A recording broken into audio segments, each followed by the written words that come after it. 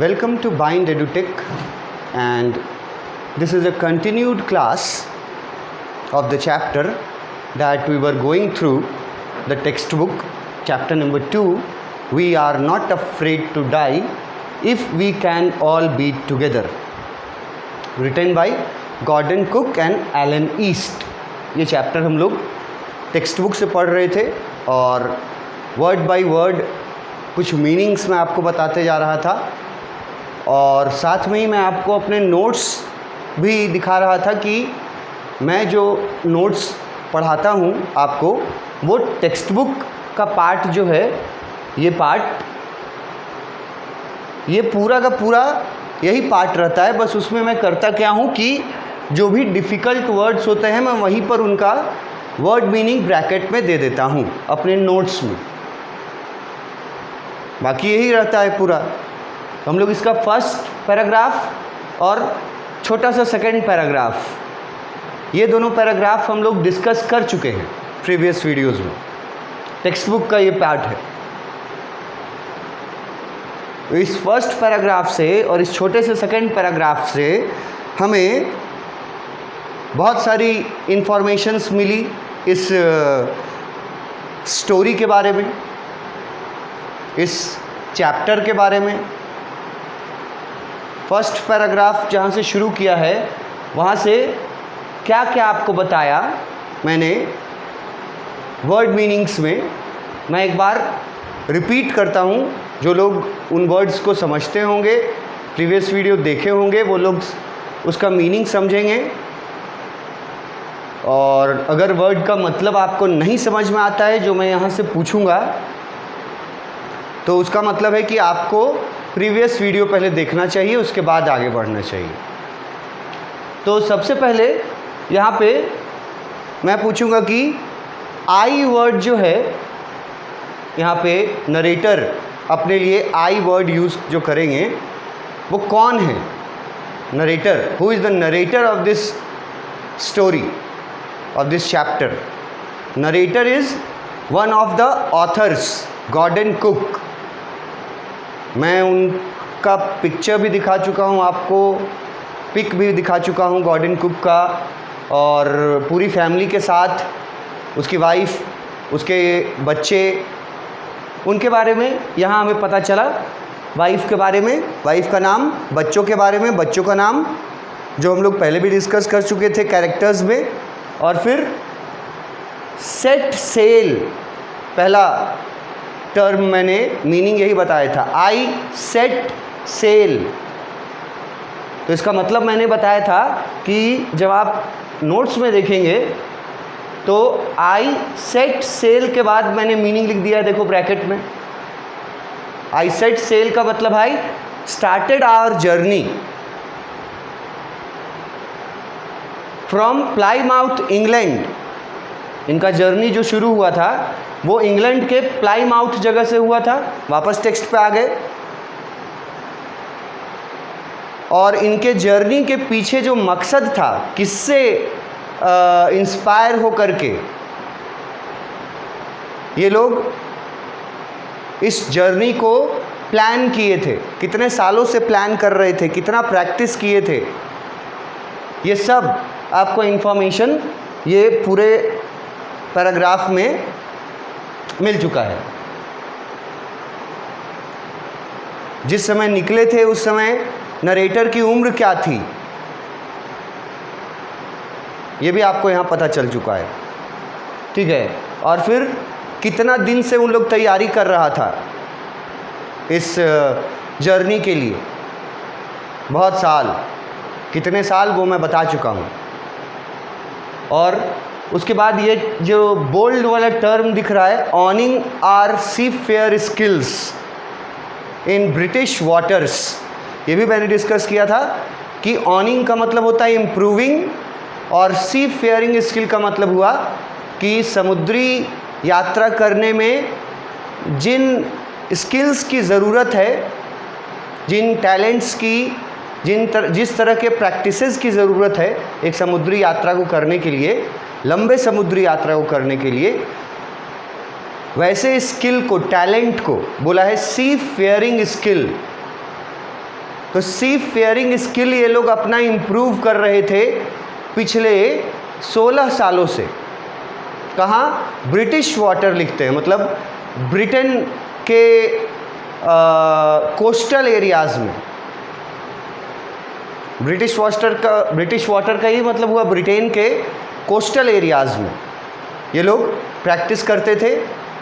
Second paragraph में आपको जहाज़ के बारे में बताया था, बहुत सारी चीज़ें। तो ये जो फर्स्ट और सेकंड पैराग्राफ हम लोगों ने पढ़ा, जहाज़ का नाम पता चला, हाइट लेंथ पता चला, वज़न पता चला, जहाज़ को किस चीज़ से बनाया गया था ये पता चला, ये सारी चीज़ें मैंने डिस्कस किया है आपके साथ प्रीवियस वीडियोस में टेक्स्ट बुक से। ये टेक्स्ट बुक का पार्ट है आपका, ठीक है। यहाँ तक हम लोग डिस्कस कर चुके थे। Testing it in the roughest weather we could find. उन लोगों ने उस जहाज़ को भी टेस्ट किया था, वेव वॉकर जो जहाज़ का नाम था, उसको टेस्ट किया था अलग अलग तरह के कंडीशंस में, सिचुएशंस में, समुद्र में। और ये वर्ड जो लिखा है रफेस्ट वेदर, वेदर मतलब तो मौसम हुआ, रफेस्ट मतलब हो गया सबसे खराब, खराब से भी खराब मौसम में इन लोगों ने उस जहाज़ को टेस्ट भी कर लिया था हर तरह से, तब जा कर के ये लोग निकले थे उस जहाज़ पर उस वॉयेज के लिए। तो ये जैसे तुम्हारा जो टेक्स्ट बुक का पार्ट रहता है, ये पूरा टेक्स्ट बुक है तुम्हारे सामने। तो मैं जब अपने नोट्स में तुमको ये बताता हूँ तो मैं कुछ चेंज नहीं करता, बस क्या करता हूँ कि ये डबल इन्वर्टेड कॉमा में जो लाइंस लिखे हैं ये टेक्स्ट बुक के लाइंस हैं। ब्रिटिश वाटर तक देखो और यहाँ देखो roughest weather we could find, ये टेक्स्ट बुक के पार्ट है। मैंने सिर्फ क्या किया कि यहाँ पर वर्ड मीनिंग्स इंक्लूड कर दिया है उस टेक्स्ट बुक के पार्ट में ही, ताकि आप वहीं समझते जाएं। तो और मैंने कोई चेंजेस नहीं, मैं कोई चेंजेस नहीं करता टेक्स्ट बुक के पार्ट से, कोई छेड़छाड़ नहीं करता। बस मैं जो इम्पॉर्टेंट टर्म्स और वर्ड्स हैं मैं उनको, उनका मीनिंग्स आपको बताते जाता हूँ इस टेक्स्ट बुक वाले पार्ट में। जैसे आप देखो, ये मैंने बताया था आई सेड सेल, उसके बाद डुप्लीकेट का मीनिंग बताया था, वॉयेज का मीनिंग बताया था, उसके बाद और आपको उम्र कितना था, जेम्स कुक कौन थे ये तो बहुत पहले बताया है बैकग्राउंड में, और जेम्स कुक का क्या रिलेशन है इस चैप्टर से, या जेम्स कुक का क्या रिलेशन है इस वॉयेज से, जो वॉयेज गॉर्डन कुक कर रहे हैं अपनी फैमिली के साथ।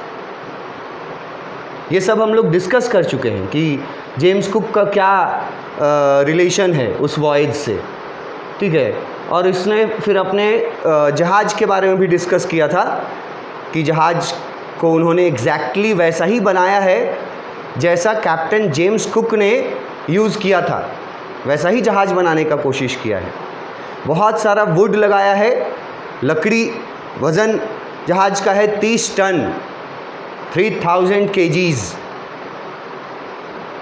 वुडन हल्ड वर्ड आया था। तो मैं वहीं पर बताता जाता हूँ, इसका मीनिंग मैं लिख करके मैं देता जाता हूँ यहाँ पे। बस यही चीज़ रहता है, आपका टेक्स्ट बुक ही रहता है वो। आप अपने सामने अगर अपना टेक्स्ट बुक से रख करके और line by line, word by word मिला के पढ़ते जाओ, और जो मेरा नोट्स है वो आपको वर्ड बाय वर्ड वही मिलेगा जो टेक्स्ट बुक में है, और उसको आसान करने के लिए उसका वर्ड मीनिंग्स बहुत जगह जहाँ पे मुझे लगा कि आपको इन वर्ड्स का मतलब या इन टर्म्स का मतलब पता होना चाहिए, वो मैंने दे दिया है वहाँ। इस तरह से हम लोगों ने शुरुआत के 2 पैराग्राफ्स किए हैं इस चैप्टर से, मतलब जर्नी हो चुकी है शुरू गॉर्डन कुक की। तो इतना करने के बाद फिर मैं एक्सप्लेनेशन देता हूँ पॉइंट वाइज अपने नोट्स में। ये देखो पॉइंट वाइज एक्सप्लेनेशन है ना, जहाँ तक पढ़े हैं वहाँ तक का पॉइंट वाइज एक्सप्लेनेशन है ये। अब इस एक्सप्लेनेशन को पढ़ने का अपना अलग फ़ायदा है। टेक्स्ट बुक को पढ़ने का अलग फ़ायदा है। टेक्स्ट बुक को line by line, word by word पढ़ना, जानना, सुनना, सीखना, इसका अलग मतलब रहता है। और ये जो नोट्स में एक्सप्लेनेशन वाले पॉइंट्स हैं, इसमें क्या किया जाता है कि टेक्स्ट बुक में जो बातें अभी तक पढ़ी आपने, उन्हीं बातों को सेंटेंसेस में, अलग अलग वाक्यों में बांट करके, पॉइंट वाइज डिवाइड करके यहाँ लिख देते हैं हम एक्सप्लेनेशन में। बातें वही लिखी हुई है 100%, लेकिन वो लैंग्वेज और था, ये लैंग्वेज थोड़ा सा अलग रहता है। वो तो बुक का है, वो नरेशन चल रहा है। यहाँ पे हम लोग एक्सप्लेनेशन जब मैं उसका करता हूँ तो ऐसे पॉइंट वाइज करता हूँ। तो एक्सप्लेनेशन में आप एक बार क्विकली देख लीजिए कि roughest weather we could find, यहाँ तक का एक्सप्लेनेशन जो हम पहले कर चुके हैं प्रीवियस वीडियो में, उसमें पॉइंट वाइज आपको क्या क्या बताया गया,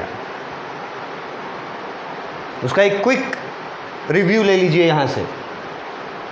जुलाई महीना था 1976, जुलाई महीना, जब इन्होंने अपना जर्नी शुरू किया। किसने? गॉर्डन कुक ने। कितने लोग थे? We were 4 people. कौन कौन थे वो आपको एक्सप्लेन कर देना है, कौन कितने साल का था। मैरी को छोड़ करके, इसकी वाइफ मैरी को छोड़ करके बाकी तीनों का एज जो है वो एकदम एग्जैक्ट बता दिया गया। मैरी का एज नहीं बताया है, ठीक है। जिसमें यात्रा शुरू किया था उस समय गॉर्डन कुक का एज 37, बेटी का एज 7 और बेटे का एज 6। ये आपको बता दिया गया है बुक में, तो उसको मैंने यहाँ लिख दिया। उसके बाद बुक में जो बताया गया कि कैप्टन जेम्स कुक कहाँ से रिलेटेड हैं, कैसे रिलेटेड हैं, तो देखो ये वाला अगर सेंटेंस पढ़ोगे तो तुम समझोगे कि कैप्टन जेम्स कुक कैसे रिलेटेड हैं। और ये सेंटेंसेस, एक्सप्लेनेशन वाले सेंटेंसेस तुमको मदद करेंगे क्वेश्चन आंसर्स लिखने में। चाहे वो क्वेश्चन आंसर्स सब्जेक्टिव आए चाहे ऑब्जेक्टिव आए, दोनों तरीक़ा से मदद करेंगे। तो यहाँ पर मैंने ये पॉइंट्स देखोगे कि क्या रिलेशन था, तो मैंने थोड़ा इसको क्लियर किया है कि हम वो लोग ट्राई कर रहे थे कॉपी करने का। किस चीज़ को? राउंड द वर्ल्ड वॉयज, मतलब पूरे पृथ्वी का समुद्र के जरिए एक चक्कर लगाना। पूरे पृथ्वी का समुद्र के जरिए एक चक्कर लगाना, इसका वो लोग कॉपी करने का कोशिश किया था गॉर्डन कुक अपने फैमिली के साथ। किसको कॉपी करने का कोशिश किया था? कैप्टन जेम्स कुक को कॉपी करने का कोशिश किया था, जिन्होंने ये काम कितने साल पहले किया है, कर चुके हैं वो ये काम 200 साल पहले। और जिन लोगों को डेप्थ में पता है वो उनको मैं ईयर बता सकता हूँ। और वो लोग, जो लोग बैकग्राउंड वाले वीडियोस देखे होंगे, मार्क किए होंगे, तो उसमें कैप्टन जेम्स कुक के बारे में मैंने डिस्कस किया था। तो बताया था कि 1768 से लेकर के 1779 तक उन्होंने पूरी दुनिया का एक चक्कर लगाया था, जब कैप्टन जेम्स कुक ने 18वीं शताब्दी में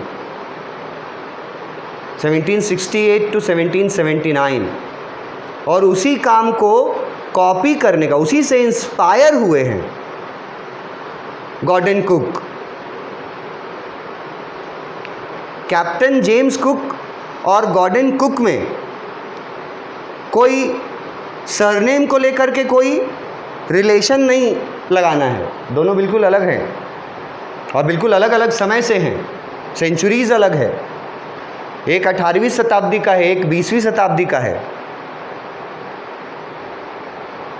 तो 18वीं शताब्दी में कैप्टन जेम्स कुक के द्वारा किए गए राउंड द वर्ल्ड वॉयज को कॉपी करना चाहते थे गॉर्डन कुक अपने फैमिली के साथ। वो इसलिए इस जर्नी पे निकलते हैं इंग्लैंड में प्लाईमाउथ के नाम का जो शहर है वहाँ से।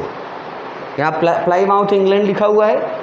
फिर पॉइंट में बताया 37 है उनका एज, बिजनेसमैन वो अपने आप को बता रहे हैं गॉर्डन कुक।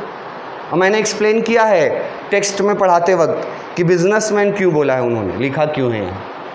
उसके बाद उन्होंने बताया कि बहुत लंबे समय से उनके और उनकी वाइफ का एक ड्रीम था, यही ड्रीम था और बहुत लंबे समय से था ये ड्रीम। और ये ड्रीम इनका ये था कि जो काम कैप्टन जेम्स कुक ने किया है, famous explorer and traveller captain James cook ने किया है, उसी काम को दोहराना चाहते थे। ये सपना गॉर्डन कुक और उसकी वाइफ मैरी का सपना है, जॉइंट वेंचर है। और इसके लिए वो 16 साल से प्रैक्टिस कर रहे थे अपने फ्री समय में। यहाँ लिखा हुआ है spent all our free time, book में लिखा हुआ था लेजर, टेक्स्ट बुक में लेजर टाइम लिखा हुआ था।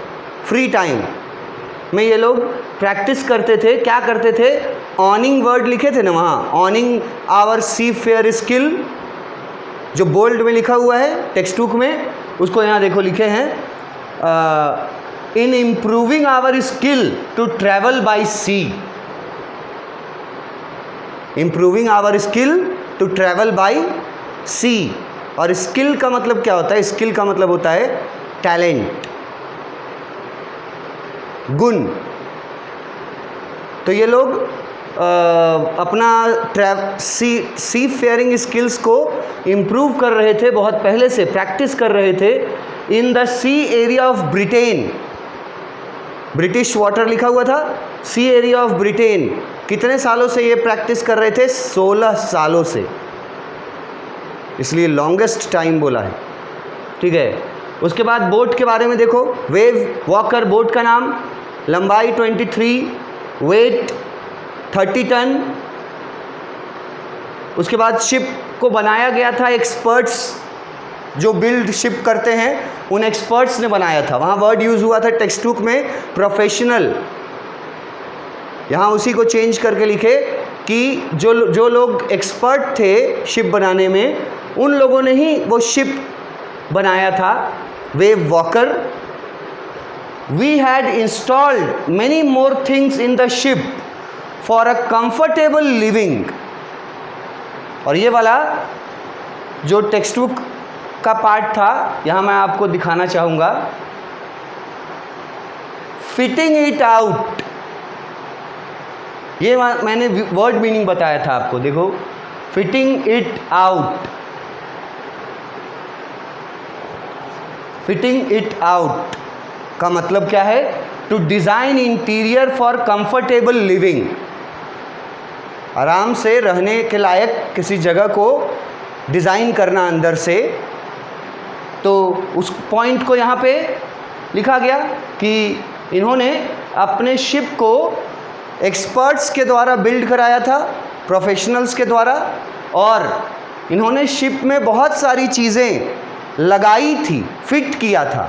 अब फिट करने के लिए यहाँ इंस्टॉल्ड वर्ड यूज़ कर दिए कि बहुत सारी चीज़ें इन्होंने इंस्टॉल किया था उस शिप में। क्यों इंस्टॉल किया था? किस काम की चीज़ें थी वो?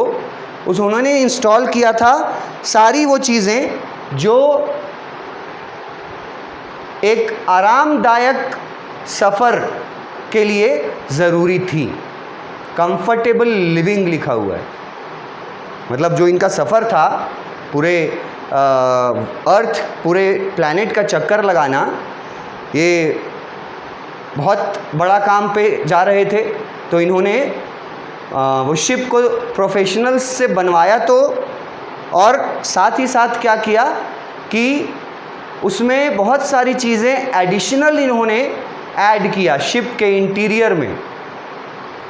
और वो एडिशनल चीज़ें ऐड करने के पीछे मकसद यही था कि शिप के अंदर जर्नी के समय ये लोग कंफर्टेबली रह सके, इसलिए डिज़ाइन किया गया था उसको। फिटेड इट लिखा हुआ है, फिटेड इट आउट टेक्स्ट में। और उसके बाद शिप को इन्होंने टेस्ट किया था, वो बात लिखा हुआ है कि हमने we had tested the ship in the most difficult and unpleasant वेदर्स।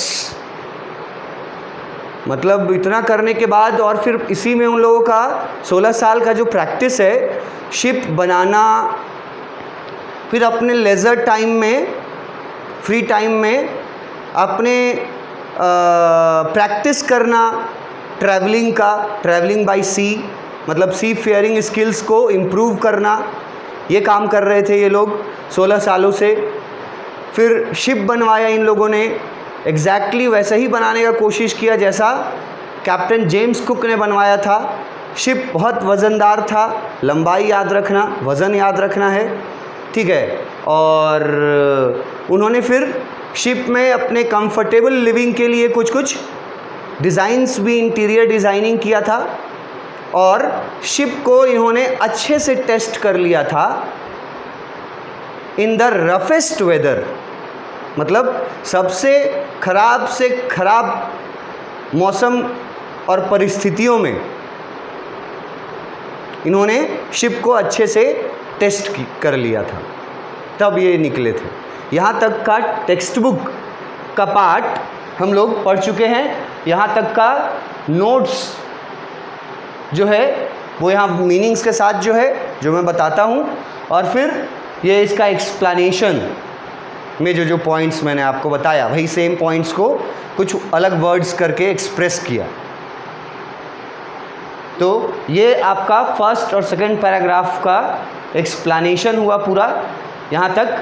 अब आप ना यहाँ तक जैसे आप पढ़ते हो, मैंने पहले भी आपसे डिस्कस किया है इस बात पर कि आप अगर अपने आप को टेस्ट करना चाहते हो कि मैंने कितने अच्छे से पढ़ाई की है, तो यहाँ से यहाँ तक, सॉरी यहाँ तक आपने पढ़ा 2 पैराग्राफ।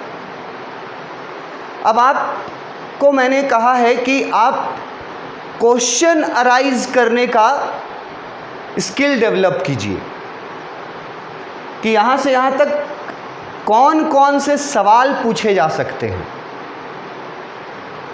सवाल टीचर्स बनाएं और आप सिर्फ इंतज़ार करें कि सवाल जो बनेगा उसका जवाब देंगे। ये सही तरीका, मतलब सेटिस्फाइंग तरीका नहीं है, कंप्लीट प्रोसीड्योर नहीं है। आपका जो स्किल है समझने का वो तब टेस्ट होगा जब आप क्वेश्चंस बनाना शुरू करें, आंसर्स लिखना नहीं, क्वेश्चंस बनाओ। तो बना के देखो ज़रा यहाँ से यहाँ तक कितने क्वेश्चंस बनते हैं। ऑब्जेक्टिव टाइप बनाओ, फिर सब्जेक्टिव क्वेश्चंस भी बना सकते हो, कितने बना पाते हो ये देखो। मैं क्वेश्चंस बना करके तो दूंगा ही, उसका आंसर तो तुम देते ही हो, और तुम ये करते आए हो through out your school life. और स्कूल में जो एजुकेशन तुमने लिया है उसमें मैक्सिमम लोग यही करते आए हैं कि आंसर लिखना, मतलब क्वेश्चन उन लोगों के लिए टीचर, मतलब क्वेश्चन के लिए वो लोग तय है कि टीचर तैयार करेंगे, आंसर हम लोग बताएंगे। एक बार इसको थोड़ा रिवर्स प्रैक्टिस करके देखो, मैं पहले भी इस बात पे डिस्कस कर चुका हूँ, और तब तुमको मज़ा आएगा। जो जितना ज़्यादा क्वेश्चन अराइज कर सकता है उसको उतनी ज़्यादा जानकारी है, तभी वो ज़्यादा क्वेश्चन अराइज कर पाएगा। तो कुछ क्वेश्चंस सोचो क्या क्या पूछ सकता है तुमसे यहाँ से यहाँ तक जो अभी तुम लोग शुरू किए हो पढ़ने का। और फिर उन क्वेश्चंस, अगर तुम क्वेश्चन सोच लोगे तो ऑब्वियसली आंसर तुमको खुद यहाँ से यहाँ में मिल चुका होगा। तो उन लोगों के लिए मेरा ये सलाह है जो लोग अच्छे मार्क्स के कैटेगरी में रहना चाहते हैं एग्ज़ाम्स में, इंग्लिश सब्जेक्ट में 75 प्लस 80s में या 90s में जाना चाहते हैं, स्पेशली उन स्टूडेंट्स को मैं ये कोशिश करने बोलूँगा कि क्वेश्चन बनाना सीखो। क्वेश्चन बनाना तुम सीख जाओगे तो क्वेश्चन का डर जो है वो समाप्त हो जाएगा कि कितना तरह का क्वेश्चन पूछ सकता है यहाँ से, वो खुद बैठ के तुम क्वेश्चन बनाना शुरू कर दो।